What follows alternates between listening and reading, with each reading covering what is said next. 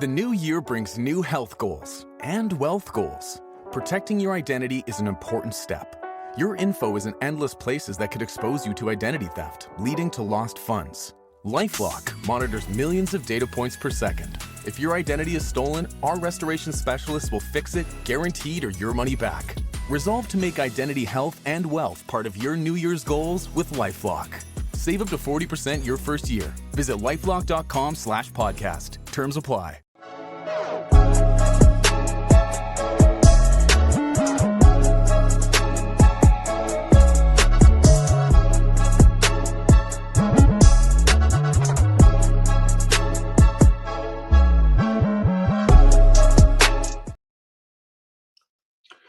Hi everyone, welcome back to the Social Media Derby. Got a great episode this week covering FA Cup, Carabao Cup, and also looking ahead to Premier League game week 22. But before we get into the pod, for those watching on YouTube, please subscribe to the channel, like the video, leave a comment, share with your mates. For those listening on Spotify, Apple, or the podcasting platforms, please follow, give us a 5-star review. And of course, Khem's joined the pod, so I have to get the disclaimer out, big and bold. The views expressed are, of course, only for entertainment purposes and do not reflect our real opinions unless football related, obviously. But yeah, before we get into the analysis and the previews, how you man doing? Someone's come back from Costa Rica. Another man's finally got internet in his house. And Rhys is also here as usual. How are you lot doing? I'm feeling brand new, man. I'm feeling Same, I'm literally feeling brand new.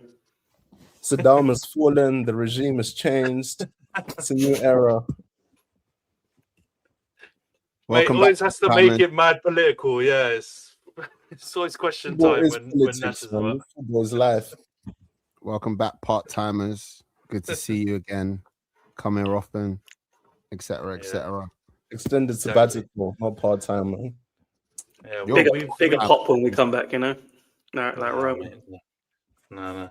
Razor mentioned it before we went live, but it's probably the first time, maybe ever, in the pod we've actually got a United majority on the lineup. I don't know if that means we're going to be chatting nice about United because we've got to talk through another disgusting defeat at home, but we'll see. You can tell that we're both, I don't know, a little bit scorned by looking at our taglines. But yeah, let's get into the teams that played 2 games this game week.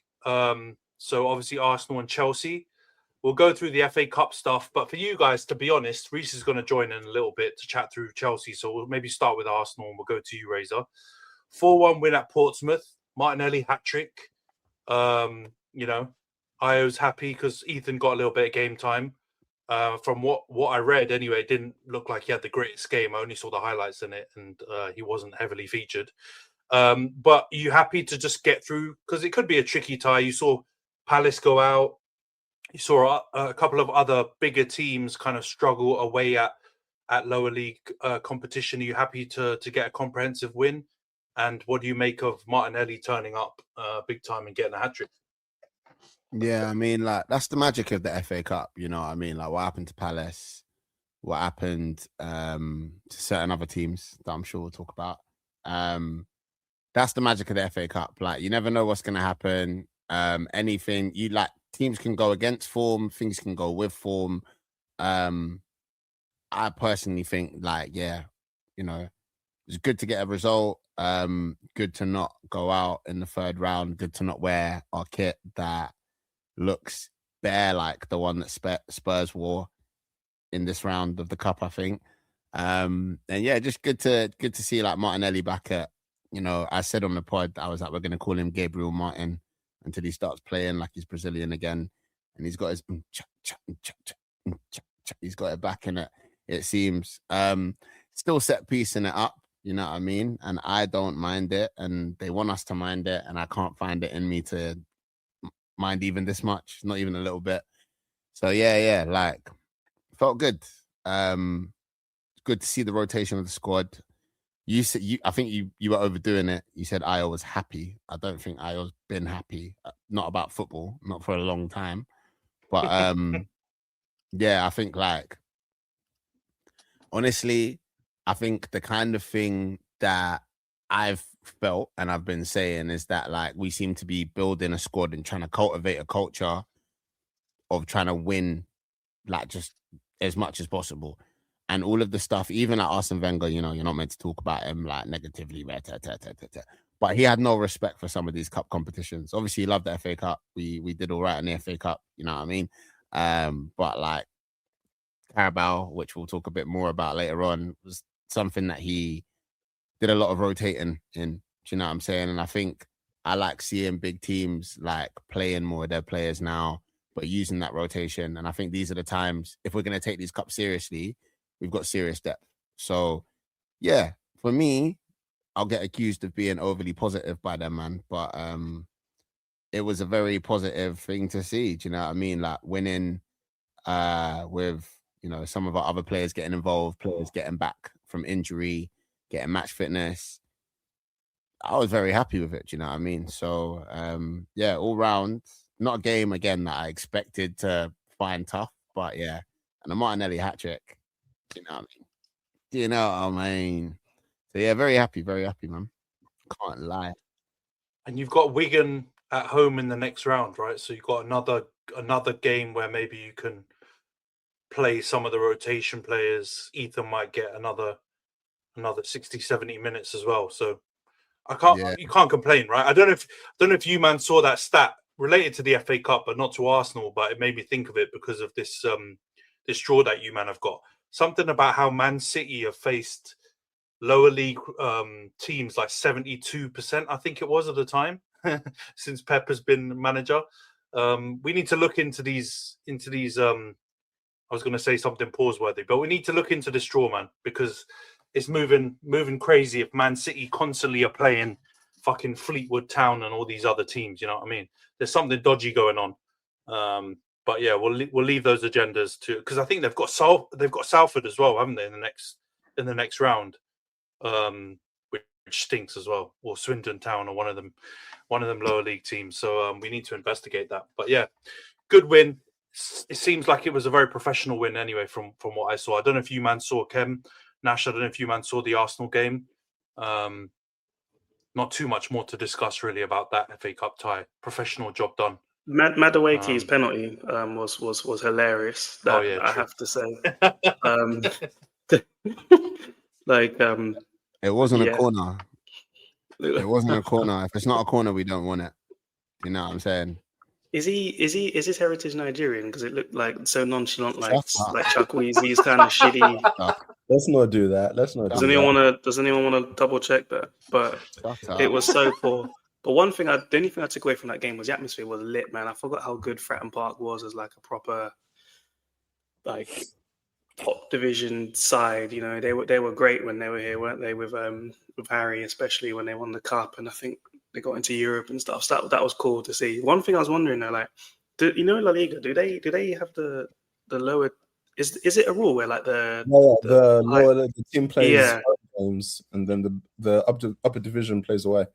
I've always wondered if that should be it, because they always say the FA Cup's kind of like Ray was saying earlier, it's been disrespected by like a lot of the managers. Wenger done it, Benitez done it in the past, where they would just play like the kids, and it's kind of lost its sort of like romance or importance that it used to have when we were much younger. I'm wondering if that could be a thing that they could implement, but then maybe they wouldn't, because the smaller teams want the gate receipts, don't they, from like going to the big teams. So I don't really know what would work, but like you saw Gahey crying about the pitch or something, and then Macclesfield beat them. So like more scenarios could happen like that.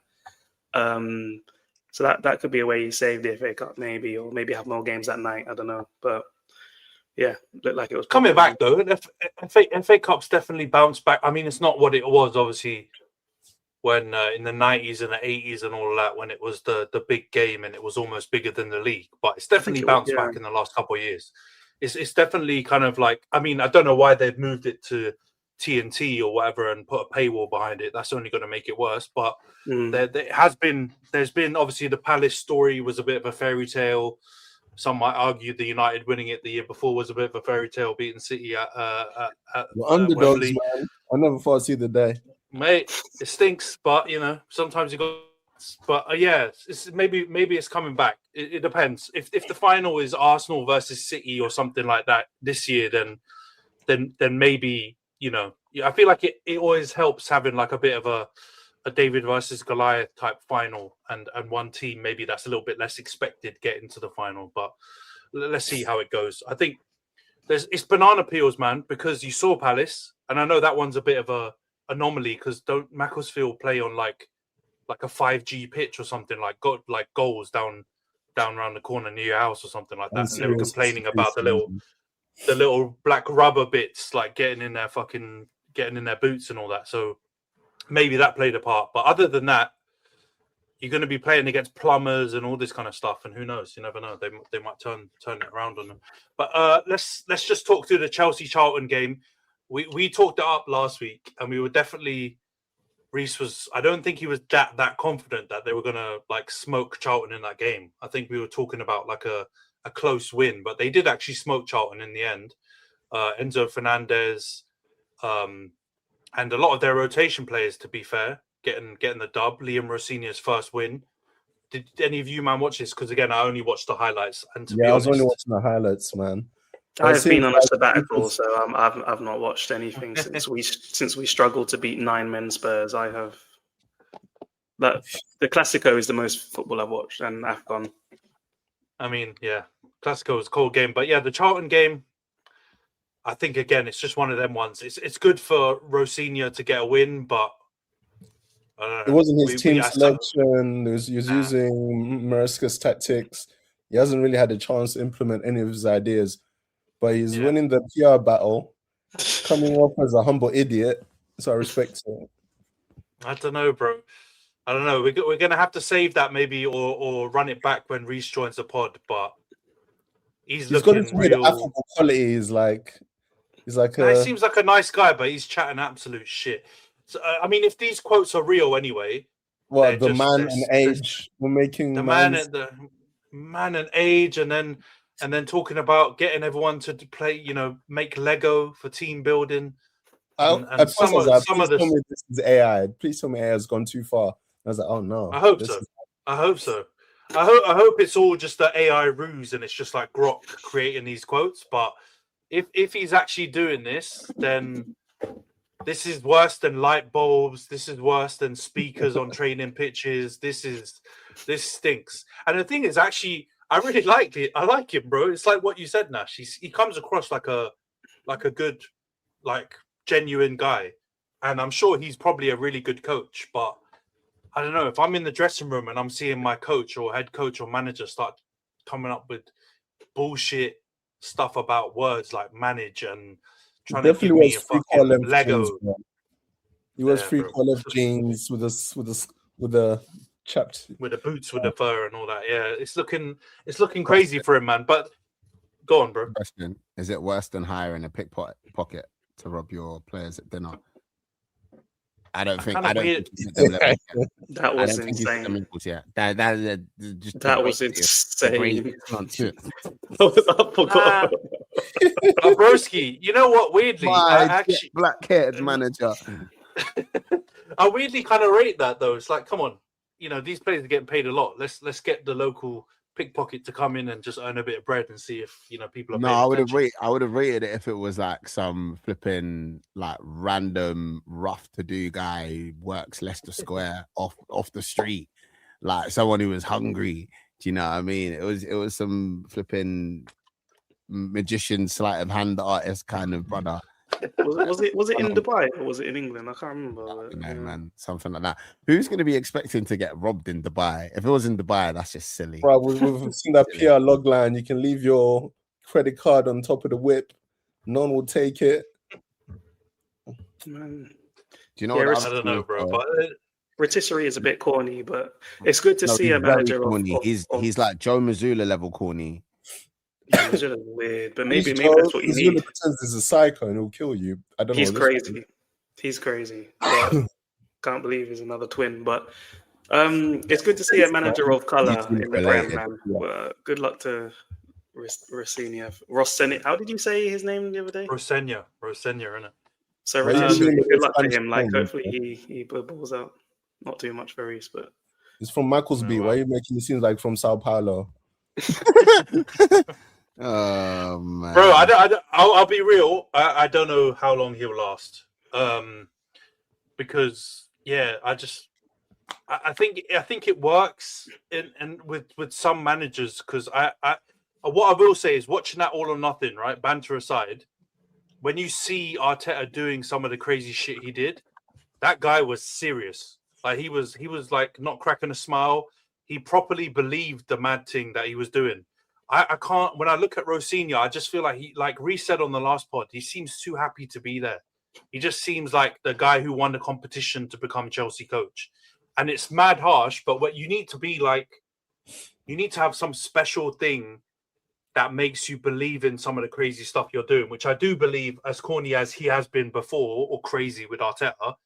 I think what's helped is he's never cracked under any of the pressure of people ribbing him and saying that he's full of shit and all these different things. And then eventually he's backed up with the team becoming so strong.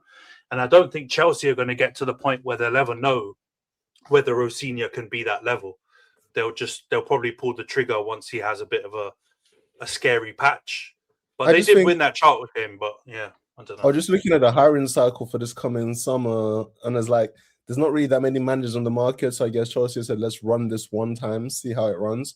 Because all the big boys are at the World Cup in stable jobs, and they don't want no parts of Chelsea's shenanigans. So I think they just don't have much of a choice.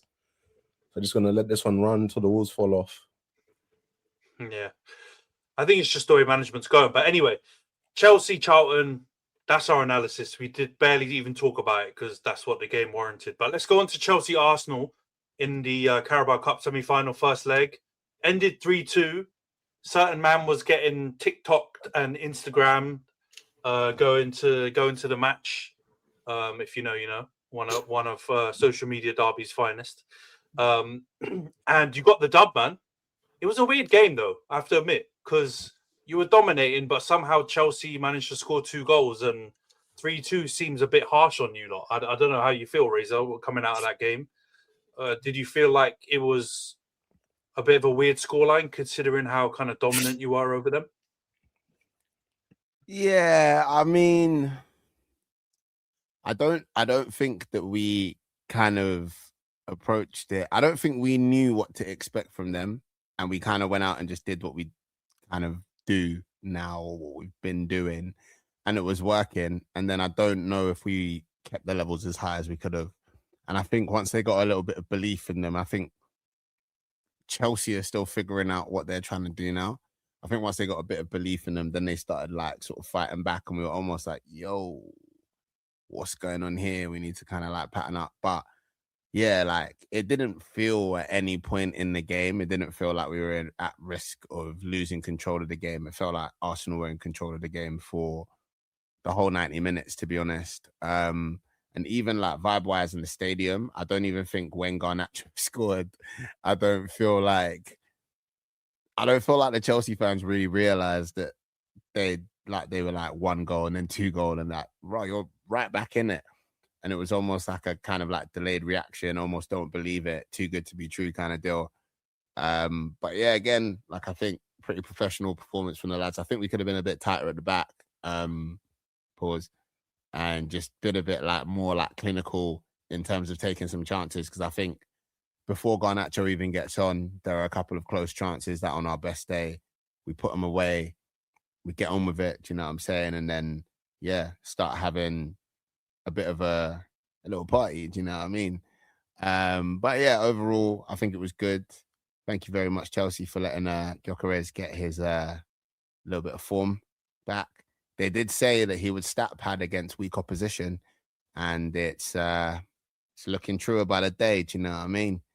But nah, in all seriousness, I think we play good football. There's still another leg to play, do you know what I mean? So it's like, can't take too much confidence. Can't be too overly confident, but feel good going to the Emirates with a 1-goal lead. Would have liked it to have been 2, would have liked to have kept a clean sheet. I think we're capable of it based on the way that they set up. But, you know, it is what it is. And ultimately in the cup, the main important thing is winning. So glad to get the dub. Does it really count as stat padding if the stats are so low and you're combining goals and assists in games? Come on now. Let's be real about this.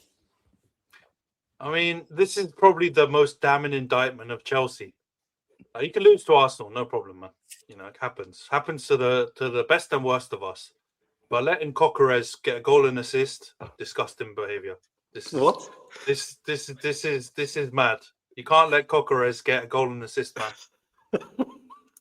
I was not here. Someone has to, play the negative, Arsenal fan with slightly dubious pronunciations of names. You know what I mean? I'm not going to go the whole way with some of the pause-worthy moments that Io has, but Coquerez scoring goal and assist, mad thing. I know you might have seen the clip of him making the run that he keeps making and then not getting played the ball. And then when the ball does actually finally come in, Sanchez has a bit of a bozo moment. And I feel bad for him. Me and Rhys were saying after the game, I was like, it's kind of peak because I actually think he's a decent keeper who has been, he's prone to a bozo. Yeah, he's had a good season. He's prone to a bozo moment or two. And a lot of times he's been let down by players in front of him, his defenders just being a bit loopy. Do you know what I mean? And I think it's quite peak that he had a bozo moment, and that was kind of what set that one off because really and truthfully, he should have done a lot better with the cross, I think. But that's what the striker's meant to do. He's meant to gamble. He's meant to charge into those kind of spaces, and he's been doing it and making that run. So I understand the frustration. And it's nice to see him get on the score sheet. Hopefully it makes him feel a bit better and play a bit better in terms of getting goals. But like I've said throughout, I think he's doing all the other stuff that he seems to have been asked to do well. Do you know what I mean? It's just he's on penalties now. He's taking penalties from 300k a week, so he could get some more goals out of that. What's going on with Eze? Yeah, I don't know, man. We need to talk about Eze. Man. He's in witness protection. What's going on? Apparently he's tired in January. Why can't he be tired? That's what they were saying in chat. Why can't he be tired? Load management. Load management for what? Right? He hasn't been playing. He paid 60 million for Kawhi Leonard.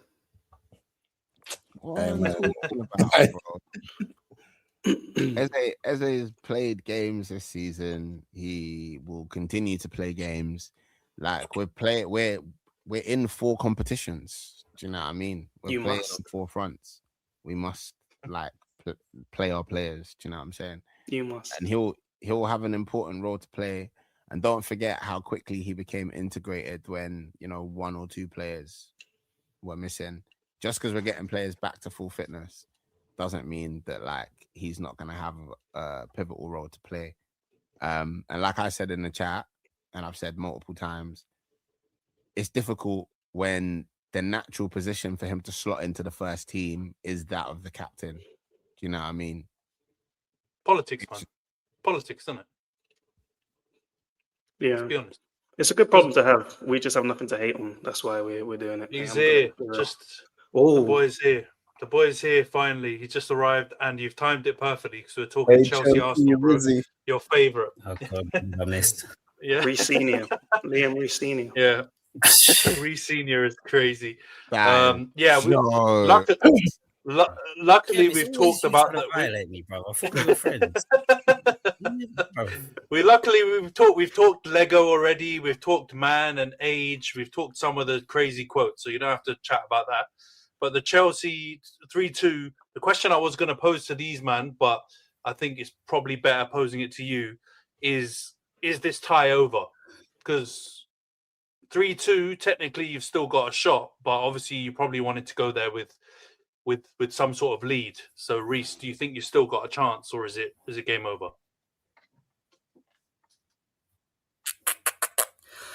It's a difficult question. So you see the game, yeah? I think we do. I'm not gonna lie, playing against Arsenal, yeah. And I heard Ray said domination and all them thing there, but it was a domination it wasn't in terms of football. I didn't see much football going in at Stamford Bridge. I don't want to sound salty. I don't want to sound like I'm hating, yeah. but we literally just played Stoke City on steroids. I've never seen a team play like that. And props to them, because every time they got a don't set try piece, and save it now. No, props to them. No, because you play to your strengths. They're like Wenger teams of the past couldn't compete physically, yeah. But they're like, I've never seen, I said it in the group, Saka 1v1 with man. And his first thought, instead of taking it on, is to smack the ball against Cucurella to get a corner. Arsenal fans were going crazy for set pieces, throw-ins, and that's fine because that's a really weak point of Chelsea, because you could see the defending in the first goal. So my point is, it's a game we can still go and maybe play and get something out of, but it's the way Arsenal play physically, it's very difficult. So with the game, like I said, I did feel Arsenal were kind of playing for set pieces, and I think a couple of the goals they scored could have been avoided from us. But they're not like in terms of playing ball, like I don't see them as threatening like that. But when they go to the Emirates, and obviously you got the crowd, it's going to be difficult because set pieces are going to be like a part of the game. Like, and I'm not saying it just to hate. I'm just saying what I saw in it. Like Khem, I think you said Arsene Wenger would be turning in his grave. Well, fucking Sam Allardyce and Tony Pulis will be taking their hats off. I did not say that. Screaming you all laughed at me like Nigel Farage. I think that was Johnny. That wasn't me. He's alive. I wouldn't say someone's turning in their grave when the guy's still walking either. I'm pretty sure I was doing not even acting. You said that, bro. You did say that. I didn't say that. Someone said it. Someone said it.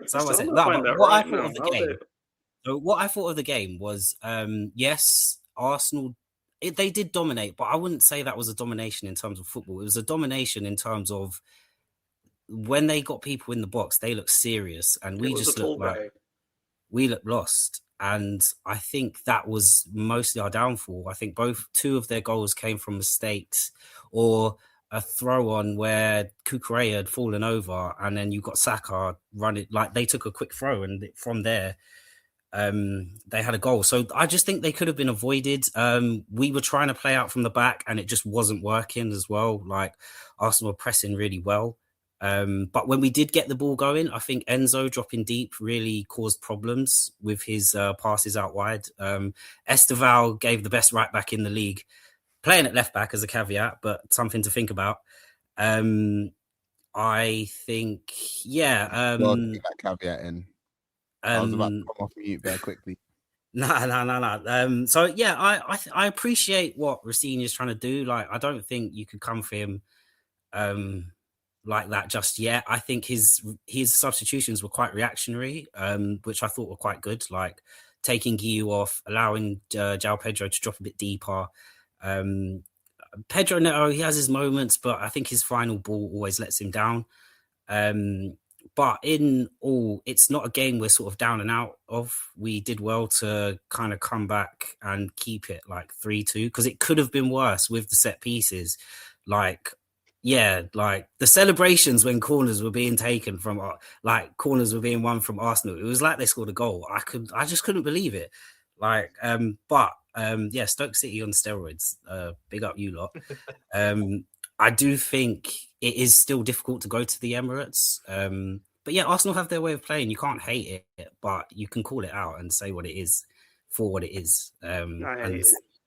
That's just, I think Rhys, he's learning. I think he did get a tune out of Enzo dropping deeper, which causes a problem because how are you going to do that with Caicedo and Rhys James in the midfield as well? So he does have things to think about. But yeah, not all bad. Like, it could be worse. I think it's more of an indictment on this stupid squad building that they've done. You spent 2 billion and that's the team you put out. It's a bit shocking. It's more just pressure on the club just to prove that this model isn't working. 2 years ago, we played Arsenal, went 2-0 up, gave 2 goals away, and it was looking like men against boys. Well, 2 years later, it's still men against boys, and like we're getting yeah, like we're still getting whooped. So yeah, I think no sort of thing on Rossinha, but the squad building is just again coming to fruition to being shit, absolutely shit. You wouldn't even give Brentford these players. So yeah, it was win, lose or draw. It's still Clear Lake out, but Clear Lake and all that stuff. Yeah, that's my take on. That's my take on it. Mine crashed out last week and had to run it back, but I love it, bro. The only chance is you probably should have the players that were missing back, right? Palmer, and and James. Didn't even mention that. And like we played Arsenal with 4 key players missing, so it is still, there's a lot of positives to take in. Like sounds a bit of a loser mentality to say we're taking positives from a defeat, but it's still 3-2. And then if we get 4 key players back, who's to say what's going to happen? Just avoid those set pieces, and then we're in. Yeah, and I remember I was a bit confused though, because I remember, wasn't it? I think it was your last match, or maybe it was a match you had against another team where you tried this thing where you kept 3 or 4 players outside the box, like on the edge of your area, to kind of threaten that you would attack on the counter, and then that kind of forces the team with the corner to maybe keep a few men outside of the box to try and mark them.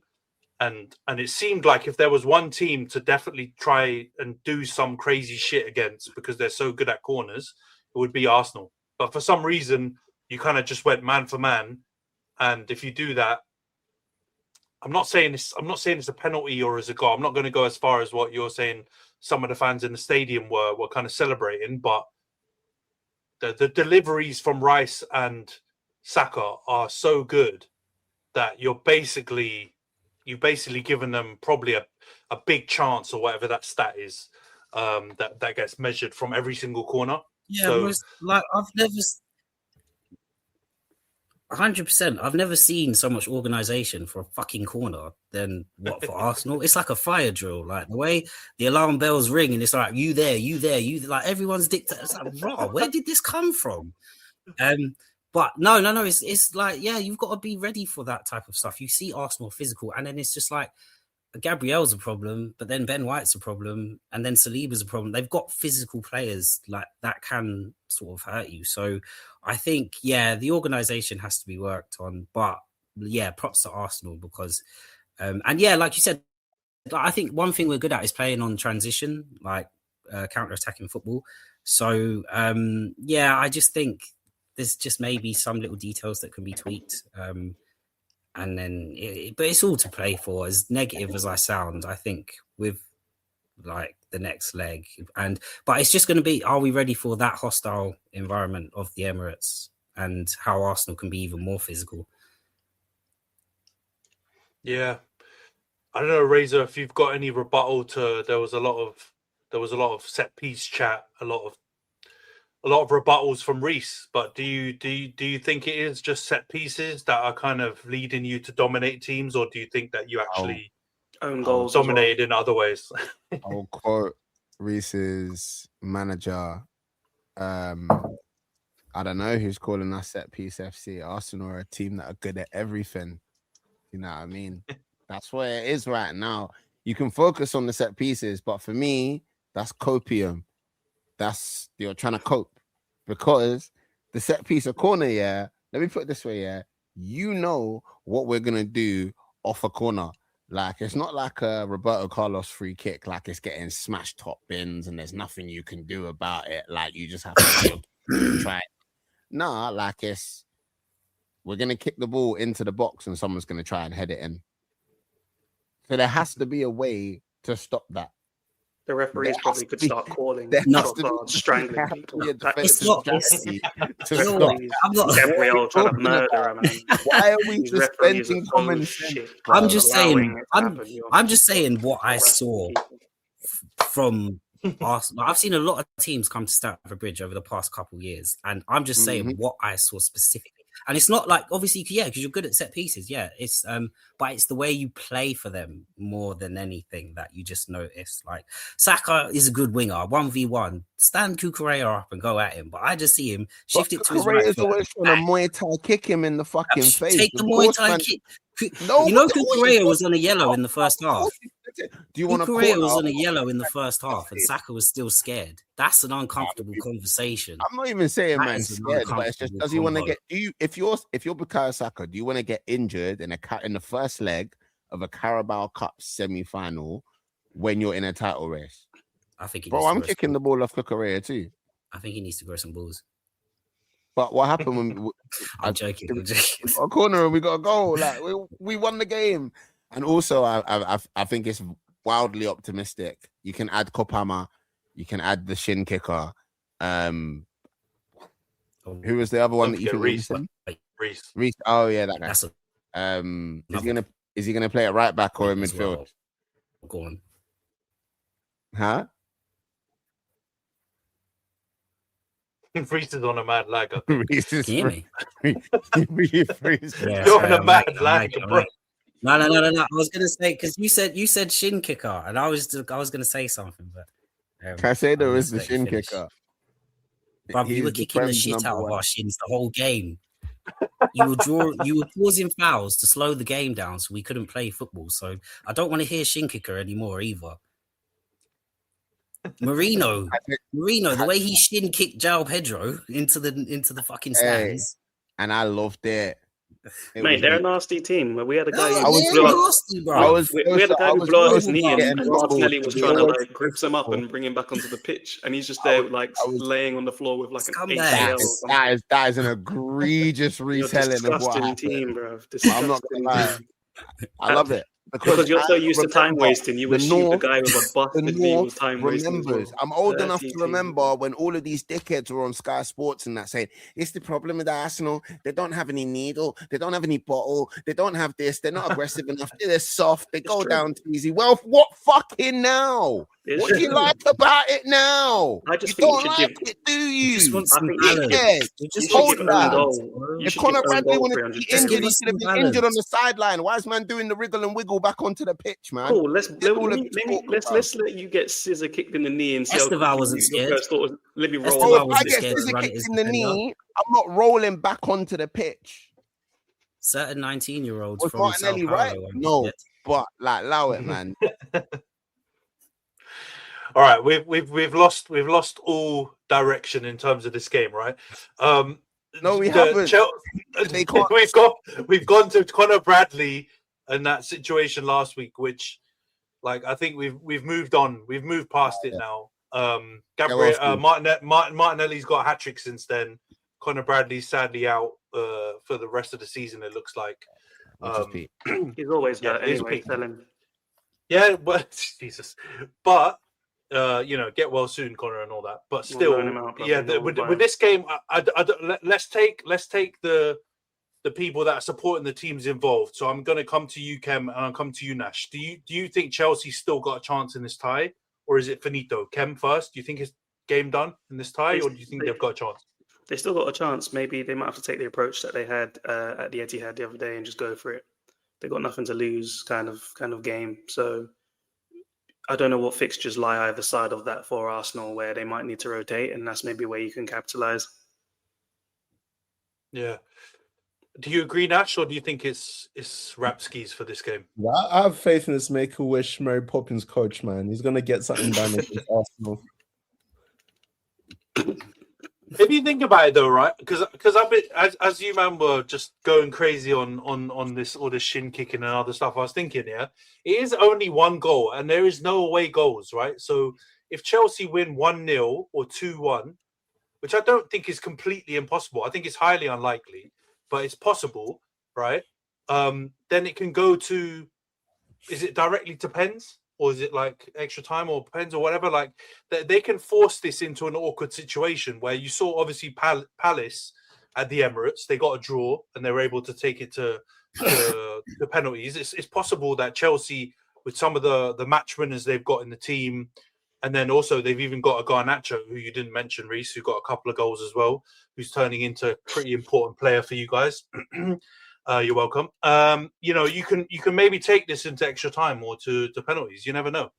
But I do think it's unlikely, man, because I think with the tie how it is right now, Arsenal, like, they're kind of forced to play some of their first team players. If they had 2 or 3 goal lead, they might ease off and rotate a bit more, but I think they're going to go for it. If you've seen Arteta's, no one's brought it up yet, which I'm shocked by, especially with Khem back on the pod, Arteta's record in semi-finals in cups, or 2-legged semi-finals, or I don't know what the stat was, but basically he's held L's in every single one of them. Like, he must be desperate to win this to get through to a final and try and get another trophy, right? So he's not going to play youngsters. Like, Lana can turn off his notifications on Twitter or whatever else. He's not going to see them play this game unless you're 2-3-0 up, in the game itself, and then he may touch a pitch. So that's the only thing. And if he does go strong,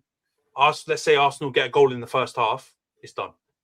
I think even Rosinha, as positive as he is, he's going to say, "Bun this. We're not getting back in this. I'm just going to focus on the league or FA Cup or another competition." I think for Chelsea, the next games leading up to the Arsenal game will be important. I mean, because if we can't win them, then obviously you can write that off completely. But if we can pick up a bit of form, then yeah, stranger things have happened in football. But don't get me wrong, like, I do realise Arsenal's intent and how much they do in Arteta's intent to make it to a final. So anything could happen. It's just, can Rosinha stamp his mark on the team in the next 5 games? Who knows? Yeah, I'm not sure. Have you signed any players this month? Yeah, I'm just assuming you've signed 2 or 3. I've not looked, but probably a couple orphans. Transfer dopamine doesn't hit like it used to in 2022 when we was first buying all these players. Random guys from Manaus. Just switch off. Yeah.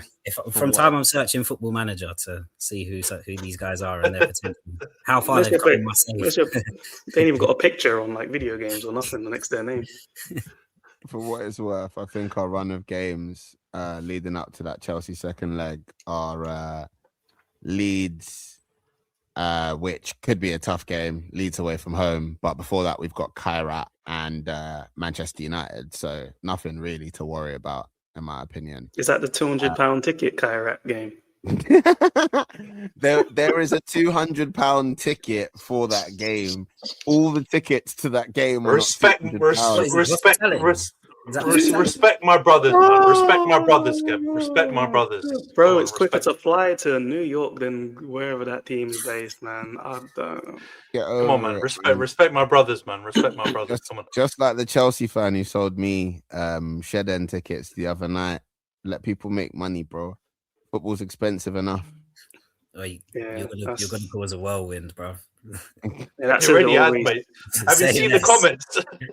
Bro, they're tagging Chelsea, and I'm like, you're gonna get your guy banned. The worst thing is you're not the only one, and it's not that. It's those reselling websites. If from time you're letting them go on reselling websites, anything goes really. I swear, Todd Bowley's fun, isn't? Yeah, exactly. So which one is it? Which one does he own? I want to know if it's the one now. StubHub, I think. Is it StubHub? Yeah. All right, tickets from Todd Bowley. Oh, all right. Let's allegedly,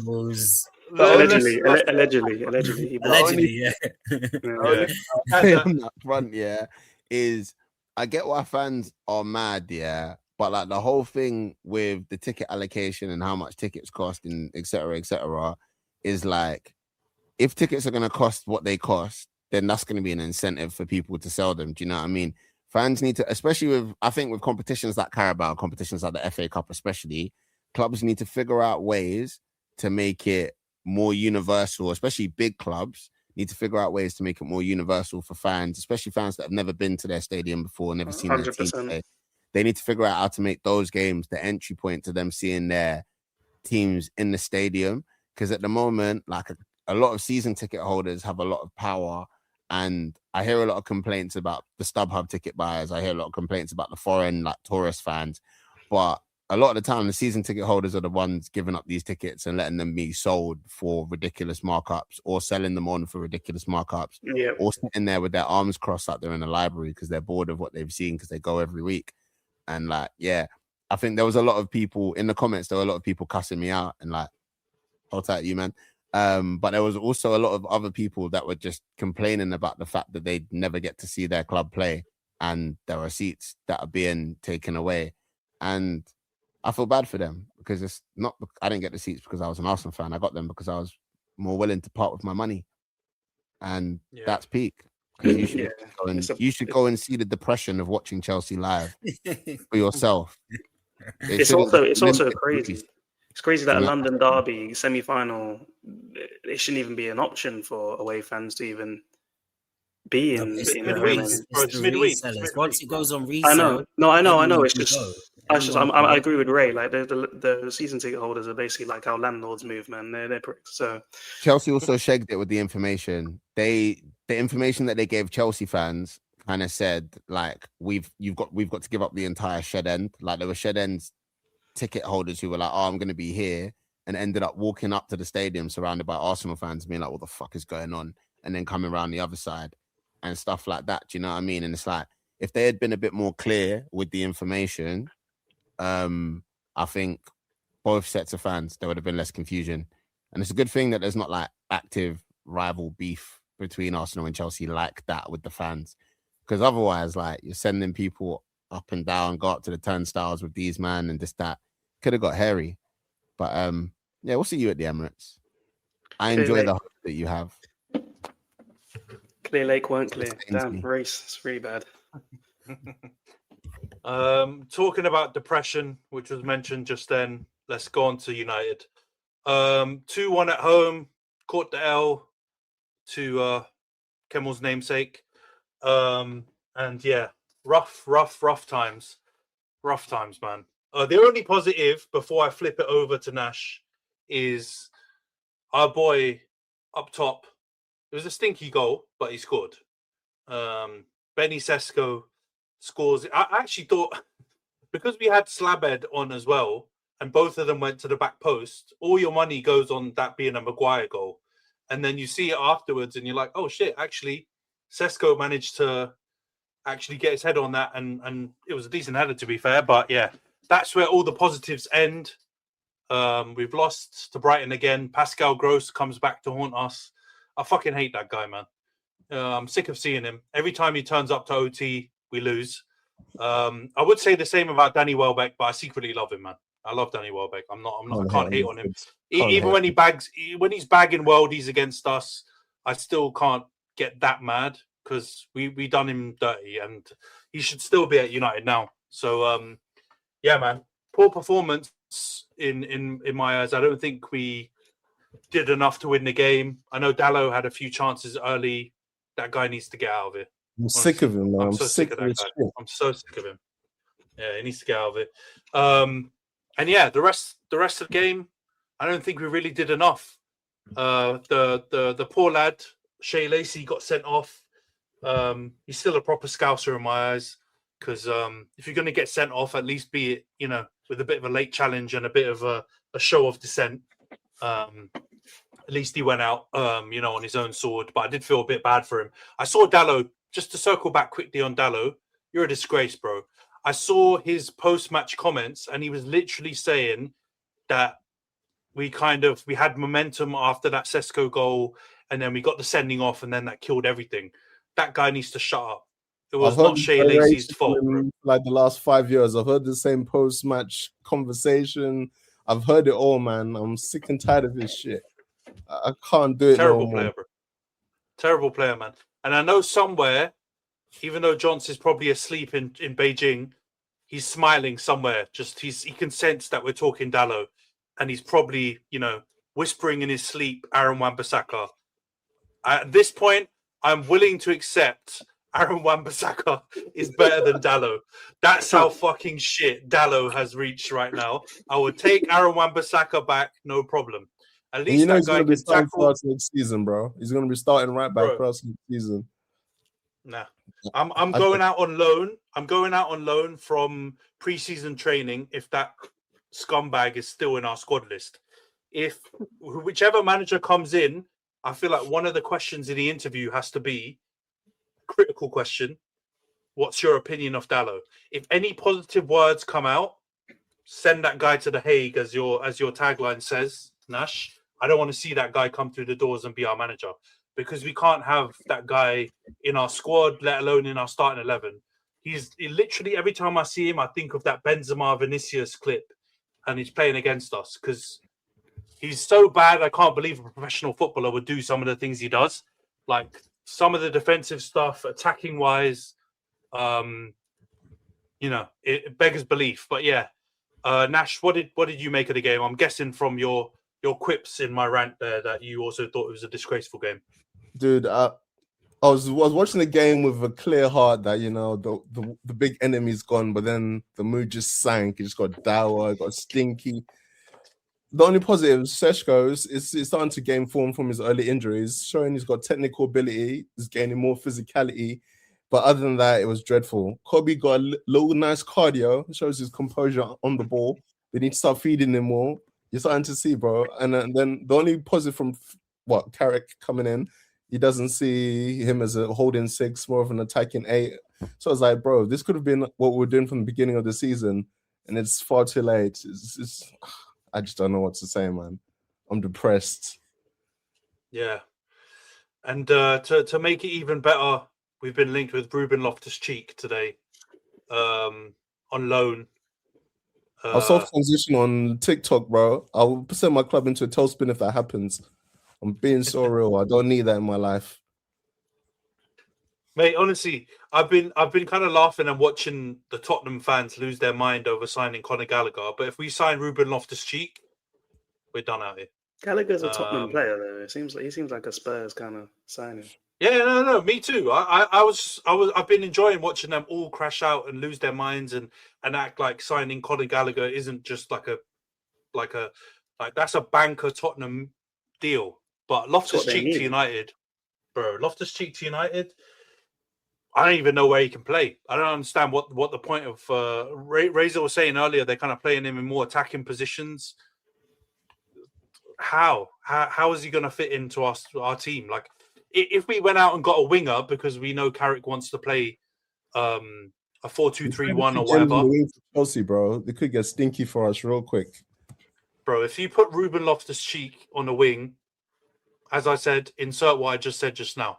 It's game over, man.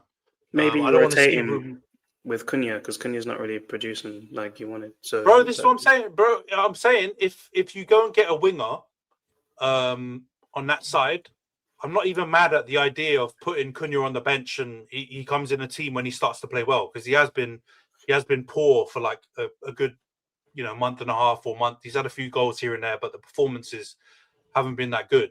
But if you're telling me the competition for him is Ruben Loftus-Cheek, then I don't know. What can I say, man? I can't say anything. I can't. If I need to convince you that Ruben Loftus-Cheek cannot displace you from left wing, then football chat is not for you, bro. This I don't know. Go and watch lacrosse or something. This is not the sport for you. So yeah, one of going in humiliation which I'm not seen in over 100 years. 40 game season, 40 game season, We're breaking records that have been here since the empire was still a thing. Since the Punjabs and the Tamils were part of this empire. Since my homeland was still Rhodesia, not Zimbabwe. Bro, apartheid was still running this place. This is what my team is doing. Honestly, bro. Like this, man. Honestly, bro. Wars were a thing. China was being held down by the British Empire. This is what my team is doing to me. Thank you for making this global and including me in your history rewind. But now, man, it's this stinks, bro. It does stink, man. God. And you know what? Yeah, when Amram left, I was crashing out here with Rhys and other people on here, but I was mostly going mad at Wilcox, who, by the way, if you ever get to watch this, you're still a cunt, mate. But I can't be positive about Fletcher, or that was a diabolical interim, right? Didn't see anything from that guy. I'm glad he's going back to the under 18s, and now I'm kind of worried about our under 18s after that. And now we're going to go and get Michael Carrick. Steve Holland, bro. Steve Holland, who's like beefing players in England, which is great. That's what we need. Jonathan Woodgate, yeah. Because why not? We've got Man City people in the building. Why not bring Leeds people in? Why not? Let's go for it. And then there was someone else. Johnny Evans. Oh yeah, who just recently left the club as loan manager, a different position, and now he's back. He left to spend time with his family, by the way, and suddenly you gave him a promotion. On holiday, now he's got a job again. Come on, hey, man. Bro, you know his family are going. Phew, we dodged a bullet, man. That guy was about to come home and spend more time with us, and he's gone. But yeah, we're finished, man. That privilege is strong in Old Trafford. Bro, man. did you know? Yeah, I saw someone say this, and I feel like maybe like 5-6 years ago, I still would have been a little bit. My back would have got up if someone started talking about the class of '92 and all these guys. But I've heard enough of the United way. Fuck them all, bruv. They need to go. These dons need to shut up. And whoever keeps giving them microphones and paying for their podcasts, come and give us the money. Like, fuck those guys. They're talking absolute shit. After 3 games, give it Carrick. Fuck these lot, man. Well, maybe you'll give it to maybe Welbeck will get a go at interim. You did say earlier, like, you'd have him back. Bro, I trust him. He'll get a job in a few weeks, a few months. I trust him more, man. I trust him more. Wele. I trust him more than these pricks that we've got in the building. But yeah, I mean, it's not looking good, man. 40-game season. The only way it goes up to 41 or 42 is if we play a pre-season friendly or mid-season friendly in Saudi, which looks like it's going to happen. So shout out the Saudis and that, give us some more games.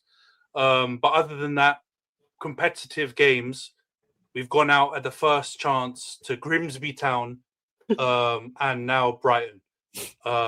Which is no shame on Brighton, but the thing we should talk about as well is that wasn't even their first 11. So you know what? When it rains, it pours, man. We're losing to teams, B teams, second teams, third teams, teams in League Two, and the solution is Carrick. So the solution is Carrick. Our signing of the season didn't play, and we're probably going to sign Ruben Loftus-Cheek, man. We're done out here. Right?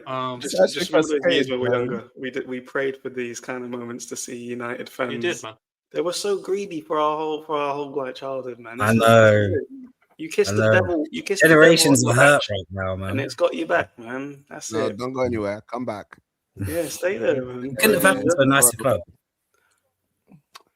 Yeah, with the Chelsea of the North, man. With the Chelsea of the North. He's there sitting under his own stand after his name that you're going to leave the stadium soon, leaking, watching that stinky performance. Being told he's hanging around like a bad smell. He gave Fletcher his blessing, and Fletcher's gone already. Enough of his blessings, man. I'm tired of it. He gave David Moyes his blessing. If Fergie had his way, he would just run it back from the class of '92, just managing the club. 4-4-2, yelling at the players and stuff. Don't work no more, man. Watch it at home. Yeah, and I'm hearing that we're afraid of Brighton because he hasn't won in England. Fuck these guys, man. Wilcox needs to go. Bro, look at I'm not. I already called him the C word.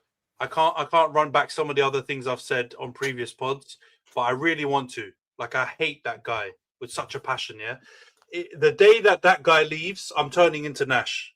For that podcast, I'm going biblical on him because I hate that guy so much. But yeah, we're in trouble, and we've got City and Arsenal coming up. So boy, oh boy. I'm gonna run back Rhys's claims about set pieces in 2 weeks' time, and yeah, it's gonna be crazy for us, man. But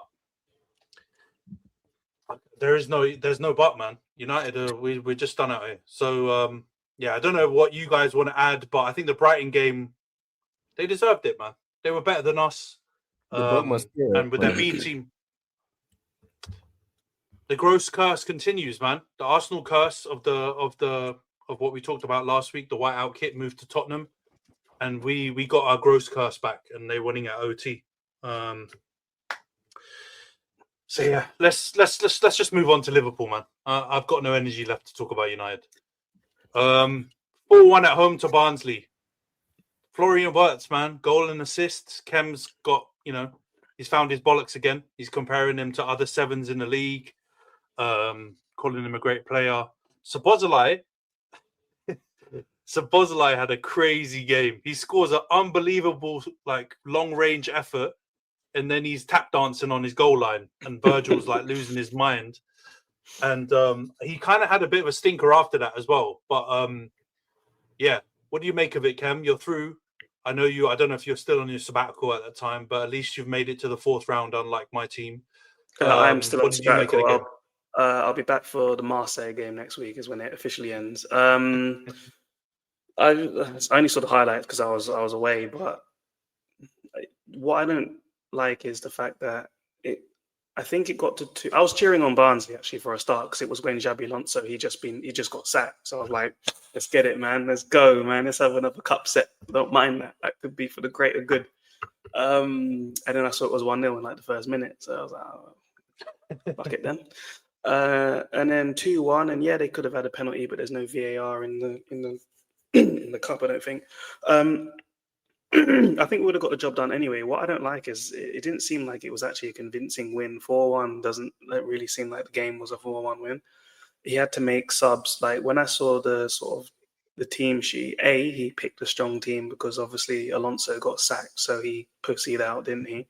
But then that's an opportunity for players like Rio and Gomaha and Trainioni to get some minutes because that's what they were promised at the start of the season. They were given professional contracts and they've been part of the playing squad throughout the whole season. They haven't really played with the under-21s.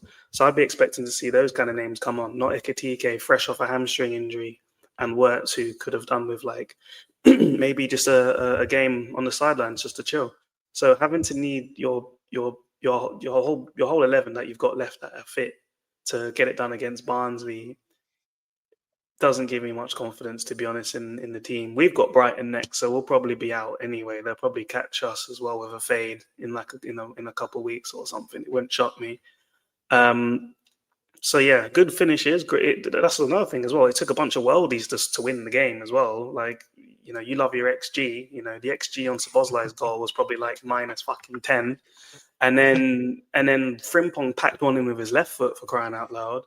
And Wirtz actually had a great finish as well. So it may be really and truly on your expected goals thing that you love so much. It might have been 1-1 or 2-1 Barnsley. I don't know. So yeah, we'll see what happens when we play against proper teams that can stay fit throughout the match and are used to that kind of intensity. It's just as you were with Liverpool, to be honest. Another injury as well, and they obviously don't want to do anything about it in the transfer window. So to me, that shows that they don't really see a future with this coach because it is admittedly, obviously, we saw the wages that Gahey's getting. It's a lot. You'd rather probably give the guy the signing bonus and all that extra stuff because you're not going to be giving the team a transfer fee. But to go from deadline day, shirt worn, goodbye video, welcome video, all that kind of shit, to then letting him walk to Man City for 20 million plus add-ons is crazy. So to me, that shows. Did they ring Alonso and ask him, hey, do you like Mark Gahey? Nah? All right, no worries then. Go City, enjoy the money, you deserve it. I feel like that's happened. You mentioned Semenyo. He has been linked with us, and Richard Hughes has his Bournemouth, connections. Obviously, Semenyo had an interesting experience the last time he was in Liverpool. But no, it wasn't interesting. I'm not going to make that a joke. He was racially abused, and that was disgusting. Wheelchair guy, fuck you. But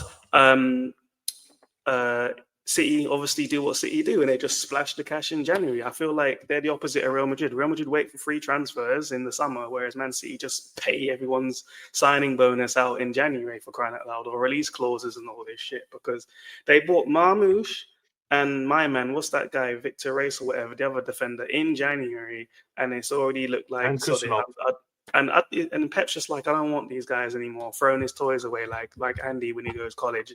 What is this? He's so greedy. I know it's about Liverpool, but I have to actually have a mini crash out over City. I am sick of this, right? This is going back years now. Pep is amazing, but this isn't coaching. He did this before, man. John Stones, he replaced him with Laporte. and then they bring in Ake. It's just every time you don't really like what you see. Instead of coaching the problem, you just buy someone new. It's actually so annoying. It's so fucking annoying that they've spent like 100 million in January on 2 players. Like they've literally spent 500 in this calendar year. They didn't win anything in that calendar year either. It's just outrageous. Like, and we're all just sitting there letting it happen as well. They got 115 charges supposedly and doing nothing about it. So we have only signed since we fired Rodgers and brought in Klopp here, in terms of first team actual signings, not stupid idiots like Vandenberg and shit. We've only signed 3 centre backs in that time, and one of them was my twin for free. Right, the other one was Virgil in 2018 and Kanate 2021. We have not bought a centre back in time. Leone tore his ACL. Gomez will eventually tear something. And then the other one is Kanata, who wants to leave, and Virgil, who's like 34. Like, this is crazy. This is actually insane how we're basically just throwing away what's left of the season. Like, you could shithouse an FA Cup, could shithouse a Champions League. I've seen worse Liverpool teams win it. Don't shake your head. I've seen worse Liverpool teams win the Champions League. We're not Arsenal, okay? We know how to win it. Don't shake your head. You've not even been in a final in the Champions League in God knows how long. You're probably still in. That was your first stint in England when you last won the Champions League or made it, yeah, for crying out loud. So don't even shake your head at me, yeah? I'll bring it back to Man Utd. But it's just giving up the season. We've just given up the season. We've just literally just given up the season. Like, they must be looking at the summer for an upheaval in the defense then, because they clearly don't have no faith in the manager. Because I don't know. I'm going to assume Gomez is injured. Even if the guy is fit, you could give me a doctor's note and he could say I'm good. He could be on the pod and say he's healthy. I'm going to assume you're injured. And so basically we have 2 centre backs. And Gahey's right there, and clearly City would have sold him for 20 million. I think that's insane. You can't negotiate some kind of wage structure, some sort of performance incentive in the wages. I don't know. So yeah, I had to have a mini crash on that one, because that is wild. Because we're not going to buy anyone, and I'm just going to rumors stink it up. But Khem, the rumors are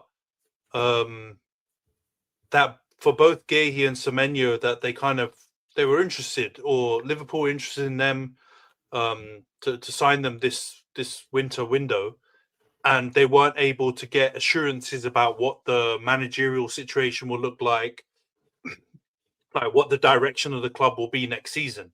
And if you think about that and apply that opposite effect to City, then maybe that does mean that Pep's staying on for longer if both of these players have been convinced to come to Man City. I'm sure money's involved. Like you said, they go nuts in January. Like they pretty much the only club on this panel. I know Rhys's team constantly spend money, but they buy youngsters and flip money and do whatever else with a lot of their signings. City go out and buy, like you mentioned, Marmoush. Don't forget they bought Nico Gonzalez, who was Rodri's now backup at that time. They bought Kusanov. Those 3 are all in their squad. I know they're all mostly bench players, but they're all in their squad and have helped out when they've had injury crisis. And now they bought Semenyo, who I think is like the 3rd or 4th top scorer in the league, for like his release clause in January. And they've definitely given Gahey a crazy bonus, like beyond paying 20 million or whatever the fee is and 300k.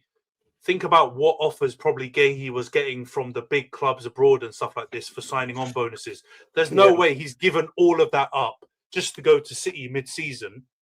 They probably insert alleged illegal activity here for Gahey, and they've convinced him to come mid-season, right? But I do think that if you were more stable in how you'd been looking in the summer before the dodgy patch with Slot, I reckon you probably would have signed them. So for me, it does feel like kind of Pep is staying on in City, and maybe you are actually going to let Slot go at some point this season, or at least at the end of the season. And that's why these men are saying, you know what, I don't want any parts of this circus. I think because obviously I think the last time I was on this, I was pretty much Slot out, but I've just accepted. I think it will be end of the season, kind of like a mutual consent kind of thing. Maybe he'll take like a year off or something, because it'd be great if he could turn it around, but we're just not exciting to watch. Like, I have no appeal to tune in and waste 2 hours of my life watching Liverpool, because it's dead boring to watch them play. If we could flip that and we're actually exciting to watch, even if we can see some goals, even if we catch some L's, but if it's actually worth tuning in and I see an identity, it'd be great. But I can't see it happening. And every single time a player sort of has so many more make little comments about something, like it started off with Mo, Robbo said some stuff, Virgil said some stuff.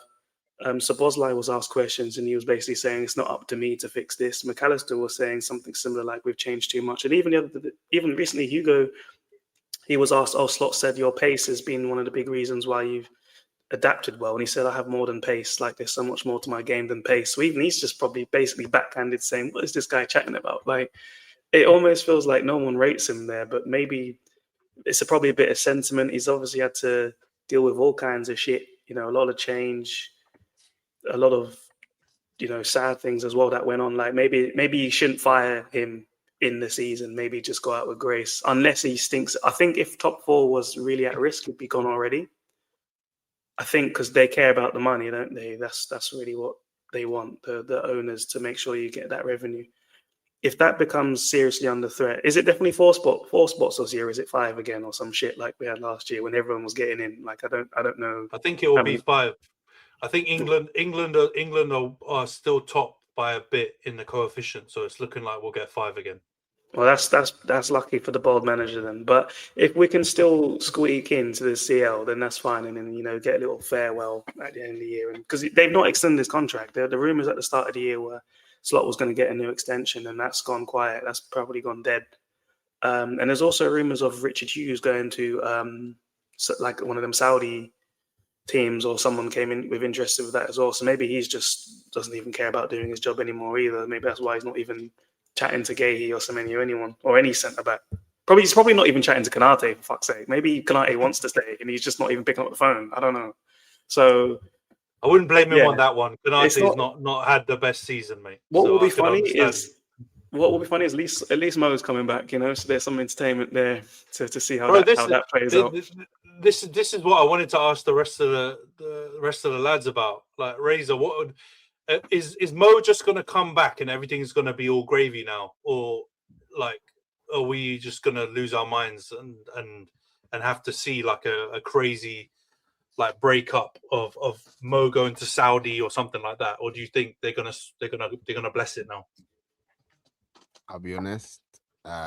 Liverpool is kind of like a sitcom this season, and it's really well written in the sense that I don't know what's going to happen next. It's fantastic. But yeah, I genuinely couldn't tell you. Like Salah's obviously having a fantastic AFCON. Like he's the kind of player that can galvanize and take your season onward and like change things.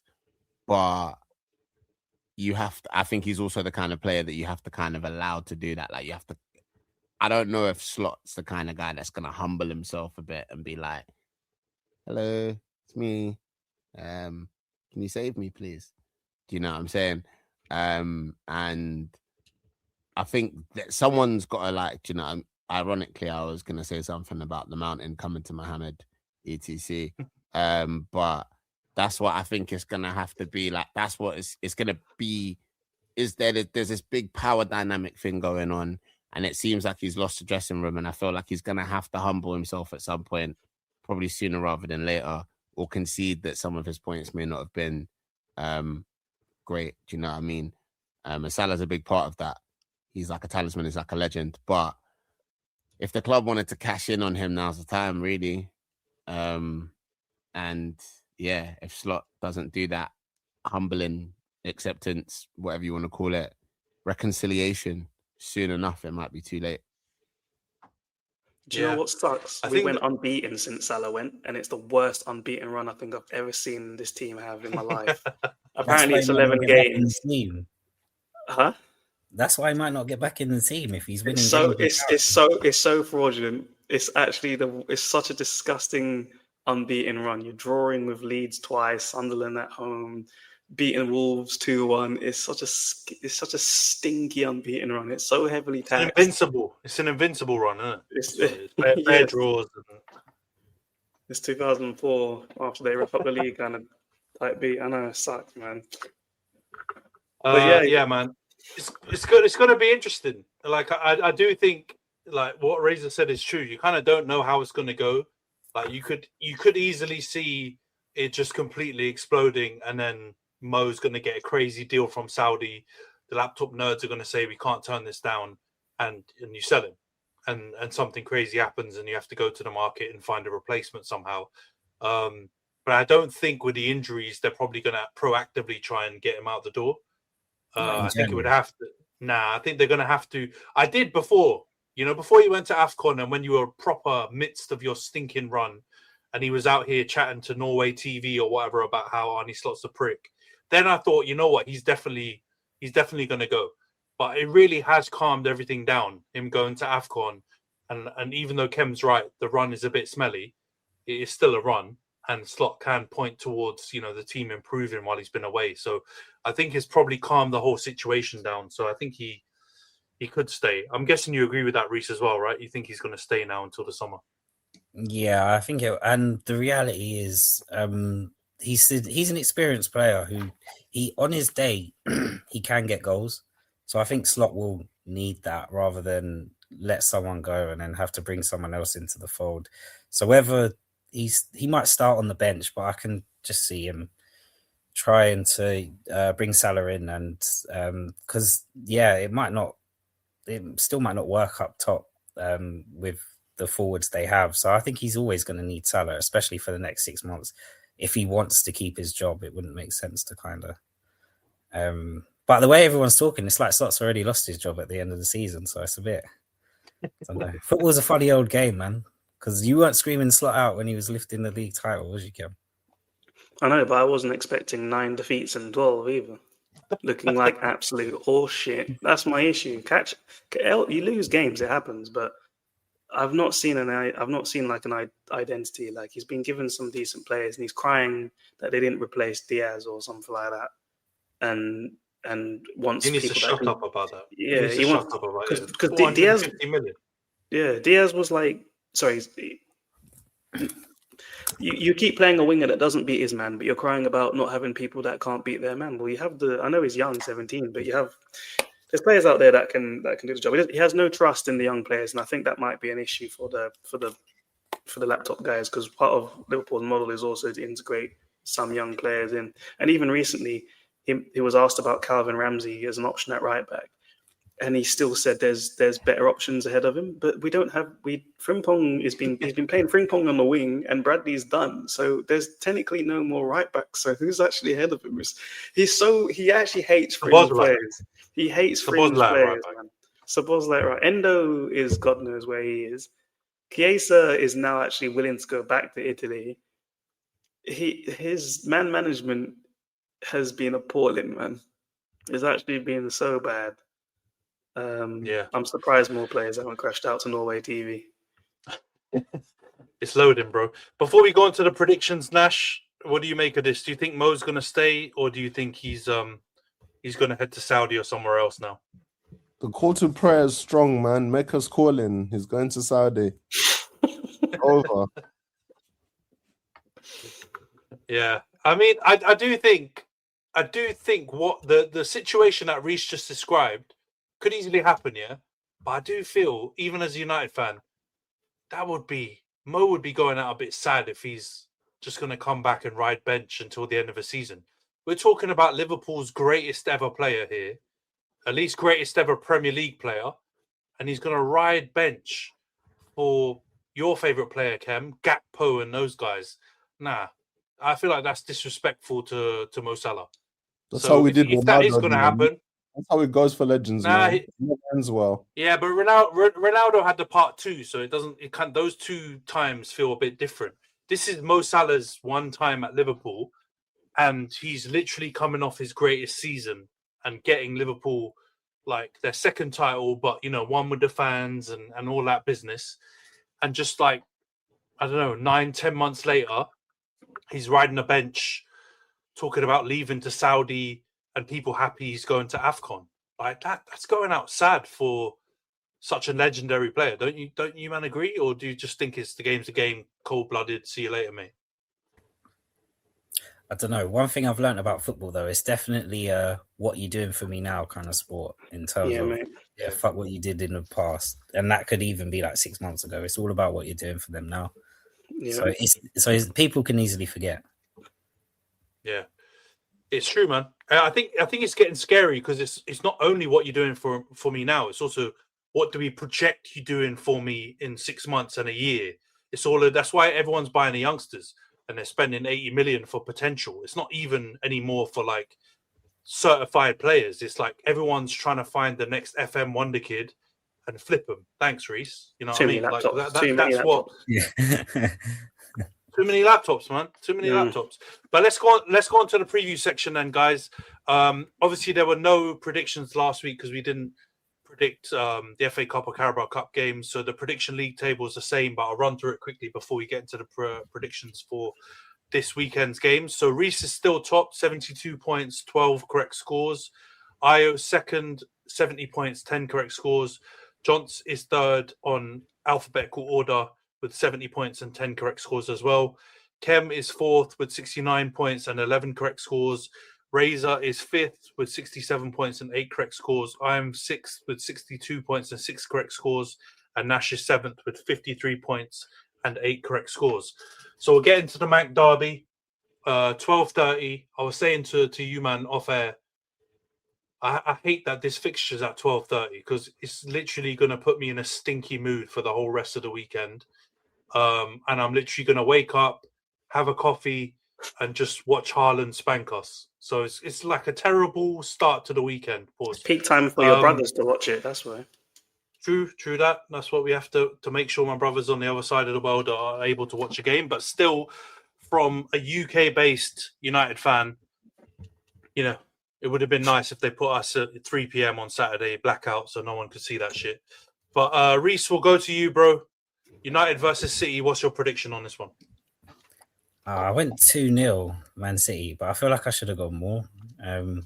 But I feel like United will have a bit of a new manager bounce, but in their terms of a new manager bounce, it just means their cheeks won't get clapped as much. So, yeah, we'll stay tuned.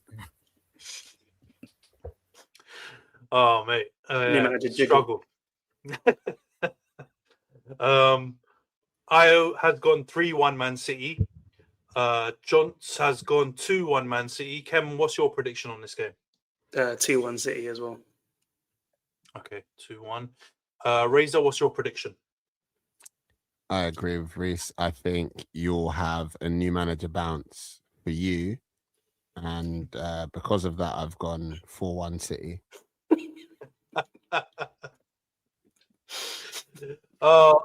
You know what?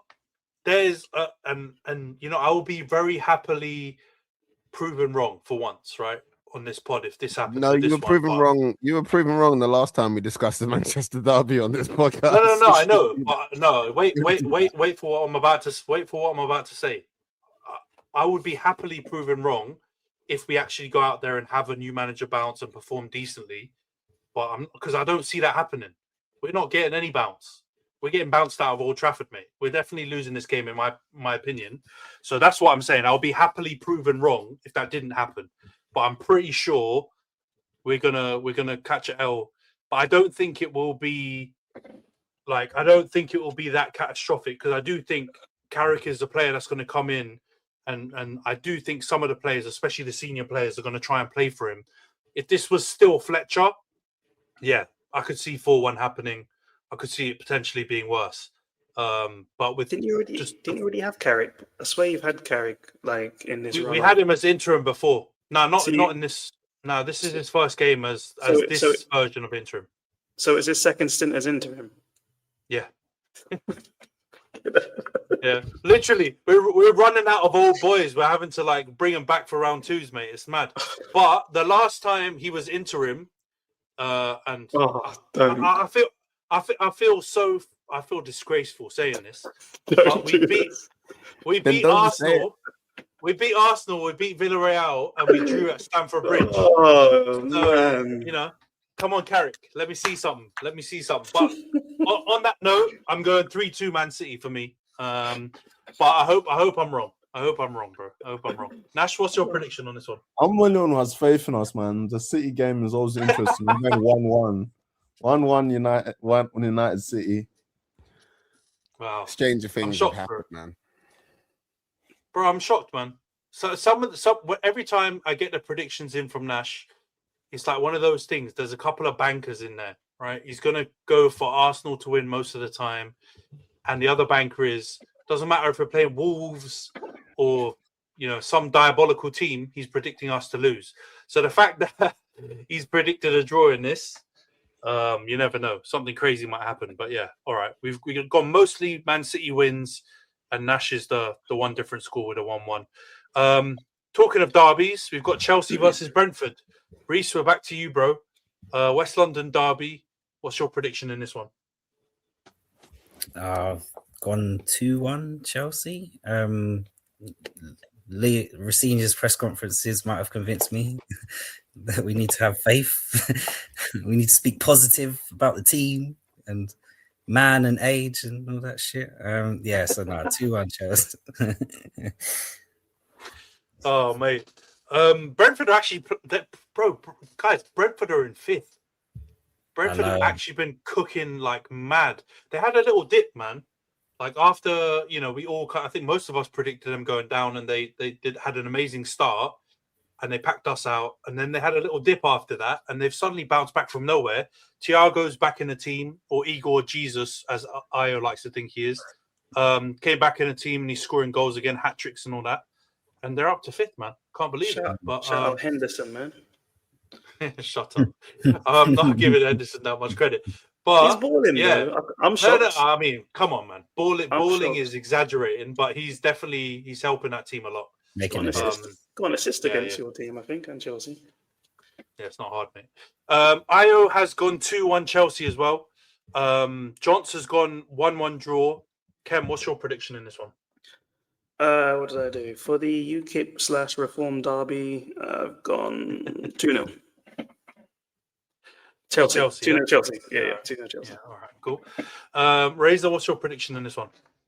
It's definitely a Reform versus the Liberal Democrats matchup. You're being mad harsh on Brentford. You're being, well, it depends on who you think is which, to be fair. 3-2 Brentford. Wait, I've got a prediction as 3-2 Chelsea from you. So you want to check the mirrors on that? No. All right. 3-2 Brentford. Getting caught. You have gone 3-2 Brentford. No, he has gone 3-2 Brentford. Hey, 3-2 Brentford. Just testing you out, bro. All right, I've gone. Don't do that to me, bro. What the? It's all right. Yeah, 3-2 Brentford. I thought I was Jonty or one of them, man. Bro. Jonty and Io have done this in the past, so you got to check this. All right, I've gone 2-1 Chelsea. It's one of them games where previously I've been burnt with Chelsea, where they've been struggling a bit. A team that's in a bit of form come to Stamford Bridge, and then they don't quite capitalize on Chelsea not playing that well, and they still come away with a win. So I've kind of I've been forced into this prediction, even though I did kind of have my original prediction was that Brentford would get something from it, but I think Chelsea will find a way. Lego, team bonding, man and age. I think it's going to be the difference in this game. Nash, what's your prediction in this one? I've gone 2-0 Chelsea against Brentford. I like I told you, I've got faith in this Make-A-Wish kid. He's going to get it done for Chelsea. Oh, man. Oh, yeah. All right, cool. 2-0. So we mostly all gone Chelsea win. Only difference is Razor's gone 3-2 Brentford and Johnson's gone 1-1 draw. All right, we'll go Liverpool, Burnley. Of the big team fixtures, I think this is probably the one I'm not going to watch live. No disrespect, Khem. You can't anyway. It's at 3 p.m. True that. The official party line is I can't anyway. Rhys, what's your prediction on this one, bro? Liverpool, Burnley. 3-1 Liverpool. I think Burnley are terrible, but I think they will score a goal against that back line. At least one. Yeah. You say that, but yeah, we couldn't beat them a couple of weeks ago. But all right, Io's gone 3-0 Liverpool. Johnson's gone 2-0 Liverpool. Khem, what's your prediction in this one? I'm glad I'm missing this one. I'm going 1-0 to Liverpool, Mr. Chang. 1-0. All right. Razor, what's your prediction in this one? 3-1 Liverpool. Yeah. I've gone 2-0. I can see this game being a stink fest, man. And probably Ekatike will come on and score, or he'll start and score. I might actually give some props to Wirtz. He tends to turn up against quite a few of the shit teams and do something. So I think he might get a goal and assist in this one. Nash, what's your prediction in this game?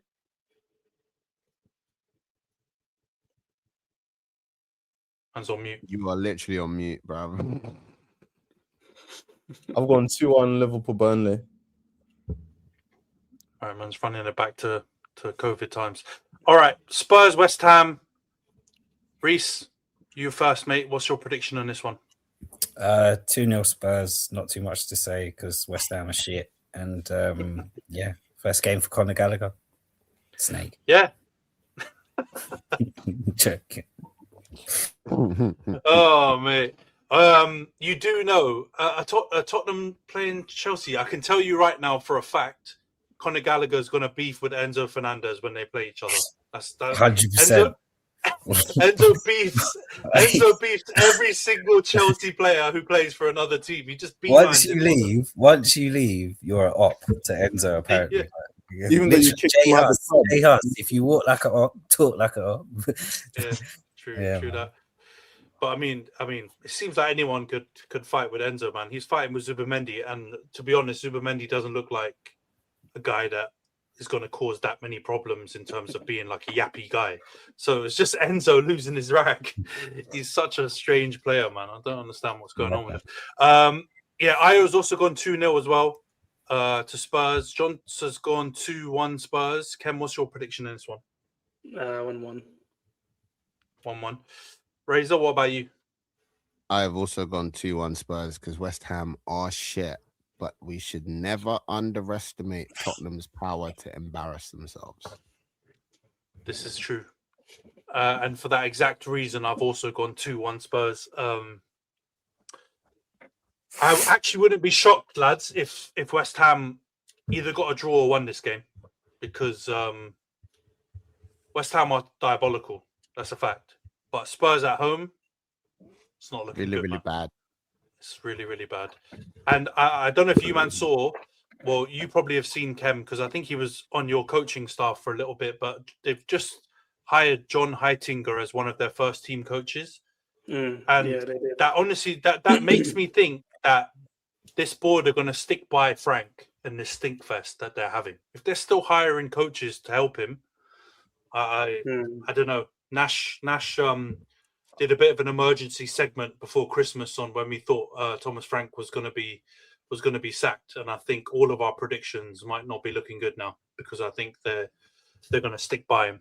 I also saw Paquetá wants to go back to Brazil. Such a strange guy, man.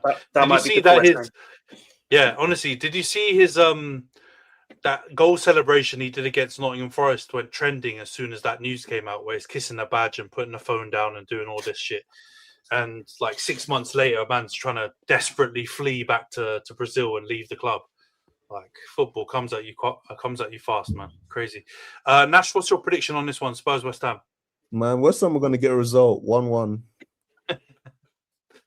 Fair dues.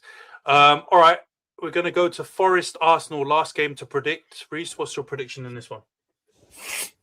I've gone 2-1 to Arsenal in the set piece derby. Honestly, man, we're gonna have to do, like a little tracker in the bottom corner of the pod to hear count how many times someone says set pieces on this. Because on this episode it has been crazy. We're double digits easily. All right, 2-1. Io's gone 2-0 Arsenal. Johnson's also gone 2-0 Arsenal. Khem, what's your prediction on this one? 3-1 Arsenal. All right, 3-1. Razor, what's your prediction? I have gone with 3-1 Arsenal. I think Rhys forgot to add the own goal that we are going to get as well. We might even get an own goal from a set piece. Double whammy. Oh, mate. I've gone 2-0 Arsenal. You know what? I've consistently, I think, predicting a lot of clean sheets for Arsenal since Gabriel has come back, and there's not been as many. So I'm just hoping that this is gonna the pieces are gonna fall into place, and you've got to get set piece at some point. And so if there's a game that I'm gonna predict, I think it's Forest, man. Did you see Sean Dyche losing his rag? I think it was in the FA Cup or whatever. After they didn't they go out in the FA Cup? I swear to like a lower league team. Or Was it championship team or something. Was it I think it Wrexham? was Wrexham, wasn't it? Yeah. And I think the wheels are looking like they might fall off on this Dyche at Nottingham Forest thing. I think they were cooking for a little 3 or 4 week period after he joined, but that new manager bounce is not bouncing right now. So I think they're going to struggle. So 2-0 Arsenal. Nash, what's your prediction on this one? 3-0 to the Arsenal. In and out, quick job. No hassle. This is giving me flashbacks of what Rhys was saying last week, man. We got to wrap up the pod here. But yeah, thanks a lot, lads, for joining. Obviously, should have been a shorter pod because we only had 4 games to go through, but we've longed it out. But yeah, everyone enjoy, and let's see what happens in the Manc Derby this weekend. And we'll be back next week to review all the games from game week 22. But thanks everyone for tuning in. See you guys next week.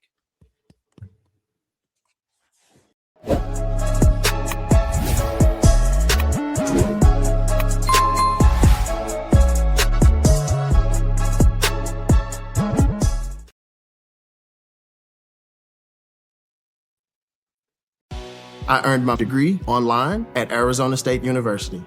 I chose to get my degree at ASU because I knew that I'd get a quality education, they were recognized for excellence, and that I would be prepared for the workforce upon graduating. To be associated with ASU, both as a student and alum, it makes me extremely proud, and having experienced the program, I know now that I'm set up for success. Learn more at asuonline.asu.edu.